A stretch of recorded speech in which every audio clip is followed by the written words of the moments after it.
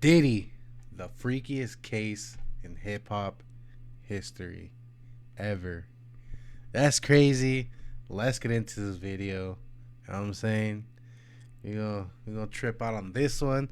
If you're watching this on TikTok, stick around for the part 2. You know what I'm saying? If you're on, you know what I'm saying? Let's get on with this video.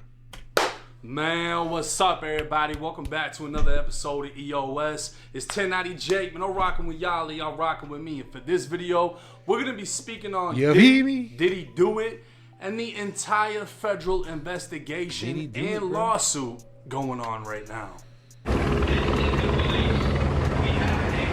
That's when he got raided. He got raided, remember. Tonight at 11, Sean Combs' luxury mansions across the country raided by Homeland Security agents, and 2 of his kids put in handcuffs. Federal Homeland Security investigations agents. Heavily armed and armored tactical teams, guns drawn. Look, you and I both know, but in case you don't know, your parents will know that this is a distraction. You know what I'm saying? This is a distraction of what's really going on. Pay attention. There's a lot going on out there in the world that they're not talking about. You know what I'm saying? Let's just say a certain country is in the Red Sea right now. It is, you know what I'm saying? There's WW3 type ish going on. This is a distraction, bro. Anyways, let's get on with the video. This is for entertainment purposes only. I just want to throw that out there because they be hating on me sometimes. Clearing room to room. A similar scene playing out in Diddy's homes more than 2,000 miles away on Miami's Star Island. Diddy Do It has got to be the #1 question of 2024, as the hardest lawsuit in hip-hop has the internet in shambles. Fed raids, private jets, and the wildest parties have hip-hop legend Diddy in the hot seat as the feds investigate, 50 instigates, and the rest of us wait to see Diddy Do It. Now y'all are in for an exciting ride because this case starts off with its own trigger warning, something I've never seen in my 5 years of covering legal work. But obviously we're gonna abide by YouTube guidelines, and I'll let y'all use your adult imagination to fill in the blanks.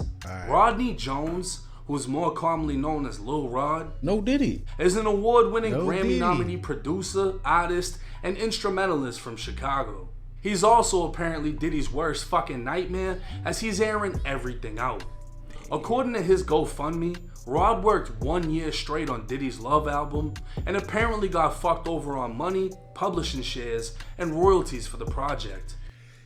I don't get when artists hire producers and whatnot to work on their music to make them millions of dollars. Why are they greedy and not wanting to split the person that came up with the idea and made you all that money a little bit of bread? You know what I'm saying? Y'all can make money together, bro. It's usually greed that ends up ruining relationships. Bro, that's how people fall, bro. Look, this is the exact reason why he should have paid that man, because if he would have paid that man, all this would have been kept under wraps. But then again, you know what I'm saying? The truth comes to light, but it is all accusations. Nothing has been proven yet, so I don't know. Entertainment purposes only. I'm not stamping nothing, so I don't know nothing about nothing. But let's get on with this video. With a goal of raising $50,000, Rod claims taking Diddy to trial could cost him up to $300,000, and every donation counts. Rod would claim for the last 6 months, him and his team try to resolve these issues with Diddy, but Diddy's tactics were to stall communications, dry out his money, and leave Rod in a desperate state without any ground to hold up against the music mogul. So Rod said fuck it.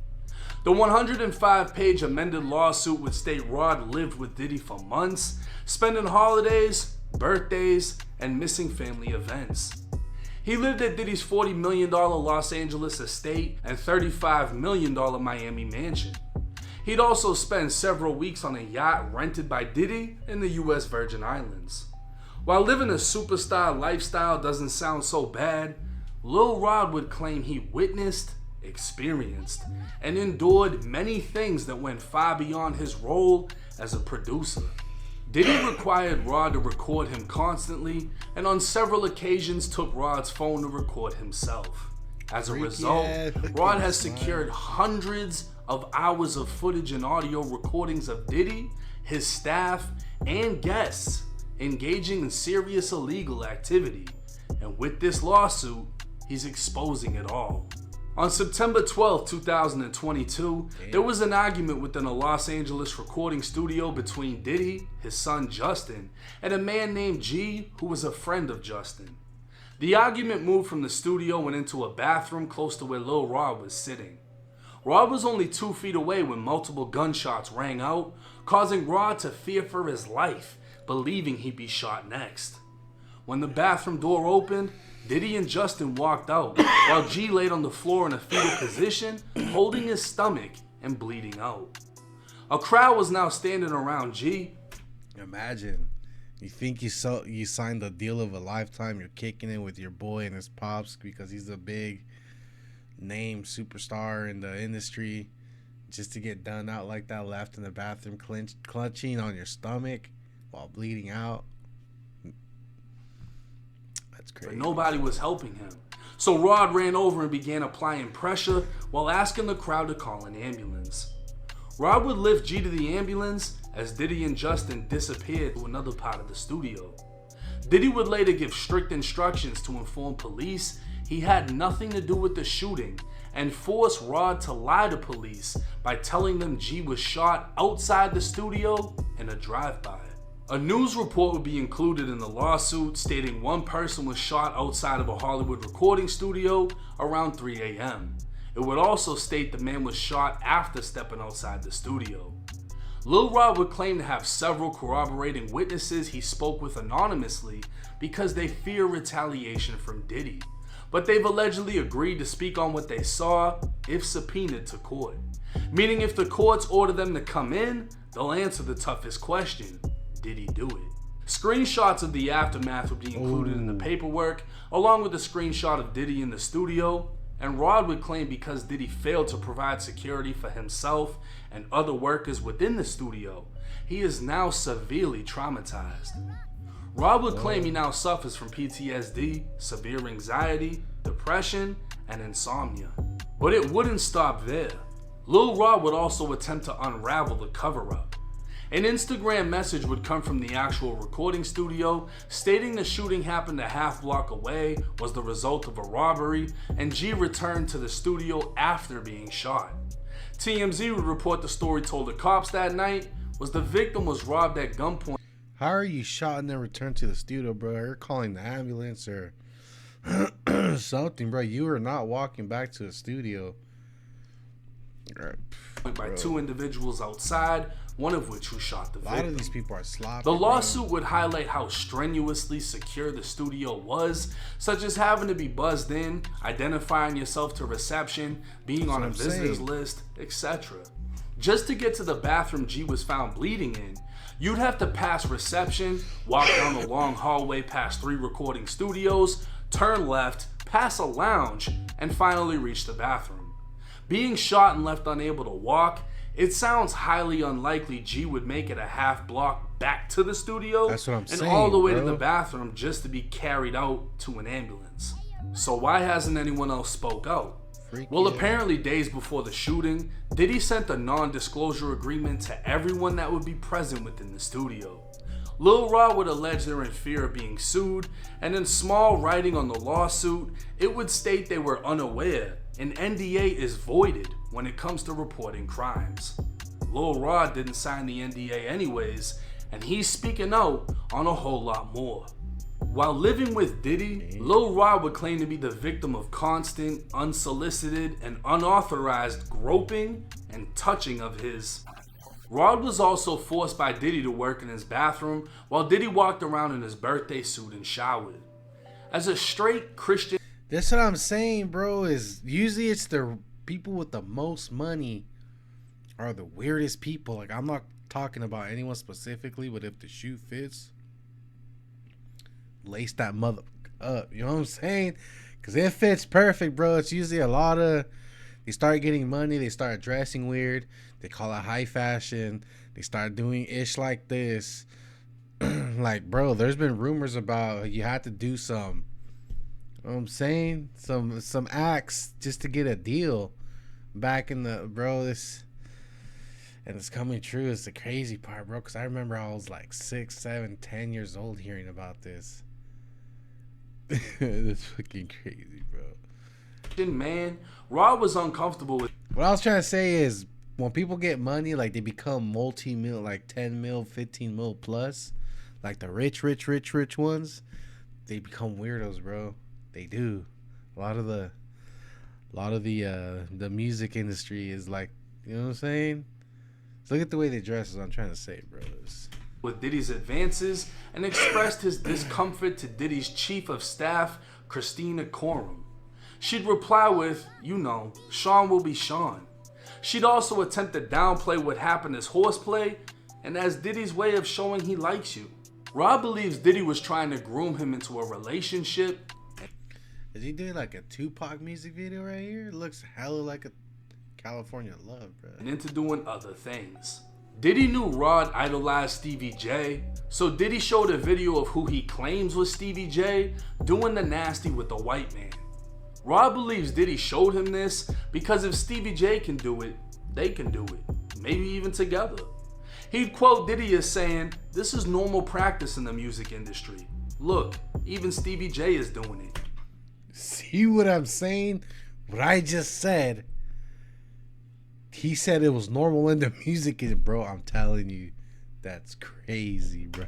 Rod would also claim Diddy told him he did the nasty with a rapper and R&B singer. Both of their names would be redacted from the paperwork, but at the bottom of the page, it would state the rappers from Philly and dated Nicki Minaj. The R&B singer performed at the Super Bowl. This would damn near cause a social media shutdown as the internet filled in the blanks. Lil Rod was alleging that Diddy was claiming to have fucked Meek Mill and Usher. Diddy would then promise Rod he'd win a Grammy for Producer of the Year if he got down with the Get Down. Fast forward to Thanksgiving of 2022, Rod was in Diddy's Miami mansion along with Young Miami and her female cousin. Diddy was intoxicated to say the least and offering cocaine, but Rod rejected it as he walked into the bathroom. While using the bathroom, Young Miami's cousin bursted in, dropping to her knees. Rod claimed he had to push her off him to leave the bathroom, but she just followed, undressing along the way as she attempted to straddle him in front of Diddy and staff. Rod thinks Diddy sent her to freakily assault him and provided pictures of her in the mansion. Rod would also name Young Miami, Jade, and Daphne Joy, who were all paid to play on a monthly basis. Bro, this is like a mastermind enterprise ring going on with music industry, and this is getting crazy. What the 50 Cent would respond to the news about his baby mother on Instagram. Apparently this wasn't the first time Diddy sent a hit, and Diddy was big on hiring girls to do what he asked. Rod would claim he'd be drugged, waking up next to Diddy and two girls Diddy paid to play. On another occasion, Diddy tried to get him to do coke, but would end up waiting a little later to do coke with Young Miami. Diddy would send Rod to Miami's famous strip club Booby Trap to recruit girls while wearing a bad boy baseball hat. Diddy would then force him to have fun with the same girls. To maintain control over Rod, Diddy would promise him $250,000 for any instruments he wanted, ownership of a $20 million Miami home, and access to record label executives. But at times, Diddy would switch his approach, threatening Rod with violence, and at one point saying he'd eat Rod's face and kill his mother. On July 2nd, 2023, Diddy had a listening party at his California home. According to Rod, there was an R&B artist, Diddy's son Justin, and underage girls. Diddy had required Rod to recruit women he could pay to play with, and as several women came to the house, there were at least 5 girls under the age of 16 in the crowd. Diddy forced every... Bro, wait. Drunk. You know what I'm saying? Bro, this dude, he's gonna get hit with the RICO case. If anything, he's actually gonna... I actually heard he switched and went fed, and he's trying to rat everyone out and blackmail everyone. Kind of like a E-list the E Island. That, you know what I'm saying? It's crazy. And Nickelodeon's involved too, which is another crazy thing, and that's a whole other subject in itself, bro. And they're all interconnected in one way or another, bro. This is crazy. What the? Everyone to drink liquor laced with ecstasy, and when Rod attempted to leave, Diddy took his car keys, forcing him to stay. This one's crazy. After consuming 4 lace. Hey, shout out 1090 Jake, by the way. You know what I'm saying? He puts these dope ass videos together, bro. It's crazy. Shots of liquor. Rod fell asleep, waking up naked with a female next to him. So while Diddy allegedly threw himself and multiple women at Rod, Diddy would also allegedly try to hook up Rod with a famous actor. Jay-Z's gonna get exposed too, actually, bro. There's another side note. I saw this on TikTok. Jay-Z might have unalived some chick who was pregnant with him while he was trying to not with Beyonce. She was gonna come out about it, and bro, this is all like this is all crazy, bro. Rod would be introduced to Cuba Gooding Jr. while they were on a yacht. Video evidence would show Cuba began touching, groping, and fondling Rod's legs, inner thighs, shoulders, and the small of his back. You talking about Cuba Gooding Jr., the actor that fucking bro, who was the dude with the load that he played with the freaking melt with the radio box? You talking about him? Bruh, what the Rod would claim he was extremely uncomfortable, but in a screenshot from the video, Rod appears to be smiling through it before allegedly pushing him away. Once again, Rod was fucking up the vibe, so Diddy had him sit down while showing an arsenal of guns and bragging about the shootings he got away with. This would be when Diddy allegedly said he was responsible for the shooting in a New York nightclub with the rapper Shine. It was 2:55 a.m. on December 27th, 1999. Shots rang out at Club New York in Manhattan, and 3 people were shot, while Diddy, J-Lo, and Shine were arrested after a gun was... J-Lo? Jenny from the Block? She held the Glock. Jenny from the Block hid the Glock. That's crazy, bro. Found in their car. Shine would end up being the only one charged and sentenced to 10 years in prison. This dude right here. It's been said Shine made a deal with the devil, taking the charge for Diddy, and Rod is now saying Jenny from the Block is the one who carried the gun into the club and passed it to Diddy before he opened fire. Cassie... Hey, she gets down like that, bro? She rides like... Wait, this was Zendaya? What the... Is that Zendaya? Or is that some other chick? I don't know, bro. She would also claim in her lawsuit Diddy had her carrying guns in her purse just to make her feel uncomfortable and demonstrate how dangerous he is. Rod was terrified, felt he couldn't tell Diddy no, and Diddy apparently made it clear his security Fahim Muhammad had the power to make people and problems disappear. According to Rod, Diddy instructs his staff to always contact Muhammad if the police in Miami or California pull them over. It was also Muhammad who spoke with LAPD, spinning the story to cover up the recording studio shooting. The lawsuit would state Christina is the Ghislaine Maxwell to Sean Combs' Jeffrey Epstein. Rod would witness Christina openly ordering staff to keep Diddy high off gummies and pills. She'd require all employees, from the butler to the chef to the housekeepers, to walk around with a black Prada bag or fanny pack filled with cocaine, GHB, ecstasy, marijuana gummies, and Tusi. She wanted Diddy's drug of choice available at all times whenever he asked for it. Now Tusi is pink cocaine mixed with ecstasy, and it's more popular in places like Puerto Rico, the Dominican Republic, and Colombia. With Miami being in close proximity to the islands, Tusi would find its way to Diddy's mansion. And according to Rod, Christina distributed the drug to Diddy's celebrity friends and women who came to party. This brings us to former basketball player Brendan Paul. Brendan would work as Diddy's drug mule, acquiring and distributing drugs and guns alongside another associate named Frankie Santella.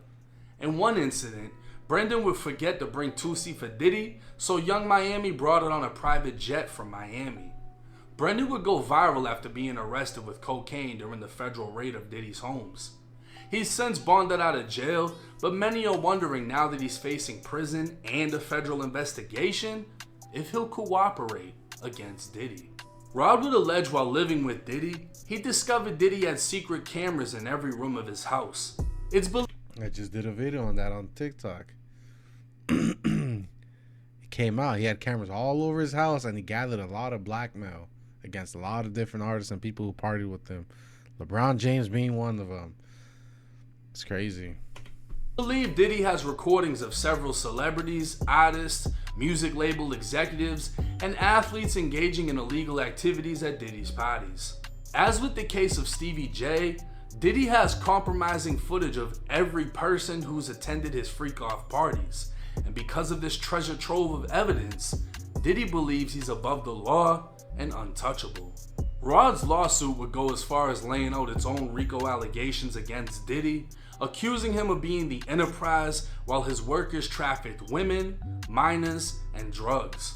Spiking liquor, recording with hidden cameras, and having an employed staff running the operation, the allegations would only seem worse as the feds have not only raided his homes and seized his security cameras, they're now issuing subpoenas to associates and employees of Diddy, along with all flight logs from his private jet.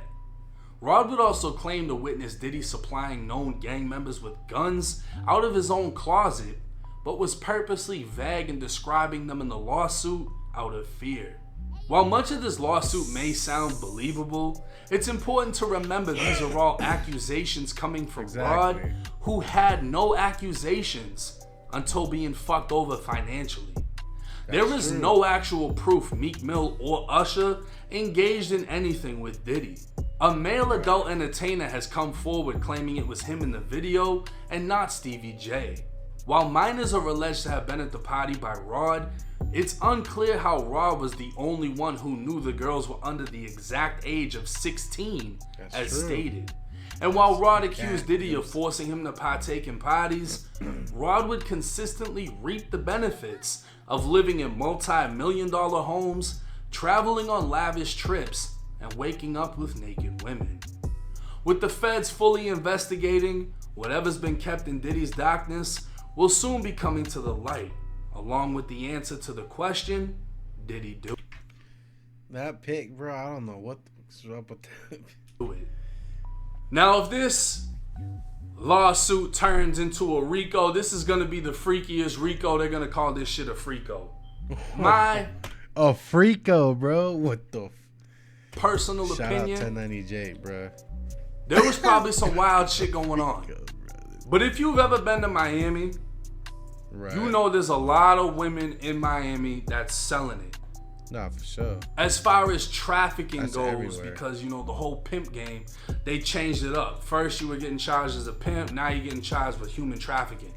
They changed the game, so a lot of what they're alleging is Diddy just paid females to show up and do things for his guests. It's not like Diddy was flying in females from different countries and taking girls from Mexico and hyping it up into a whole nother element. As far as I know, I mean, from what I'm reading, all it is they were going to booby trap, getting dancers to come over and get freaky at the party. Now, you're not supposed to spike anybody's drinks, but if adults are there and they want to, whatever they want to do, they're adults. That's on them. Exactly. As far as trafficking drugs, no, you cannot take pink cocaine from Miami and fly it to LA. But then again, I'm pretty sure an amount would come into play when it comes to trafficking. As far as having ammo on other people, because he's got secret recordings in the state of Florida, it is a felony alone to record someone without their permission, without their knowledge of being recorded. That's true.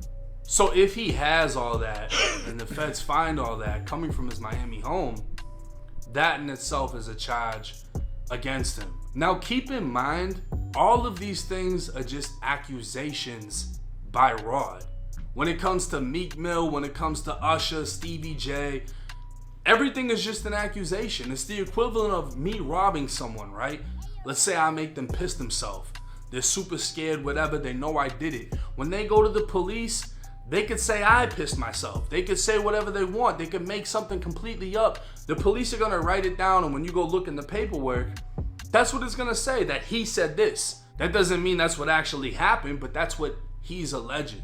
So Rod is alleging these things, and that does not mean these things happen. So for Meek and everyone else that's been catching shit about this, I'm sure they have the understanding. I highly doubt that they were doing these crazy things.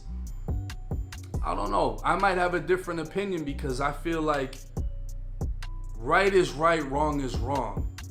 And if you were with all the bullshit up until you got fucked over on money, it's like you were partaking in it.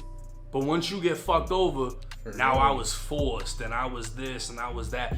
But that's just my opinion. That might not be true. Maybe whatever he's saying that's facts, actually happened. And I guarantee you, the feds are gonna find out. But let me know y'all's thoughts and comments in the comment section. Would you go to a Diddy party? Do you think Diddy did it? Did he do it? It's 1090 Jake. I'm rocking with you. Anyways, y'all. that's crazy, bro. That's wild. That, you know what I'm saying?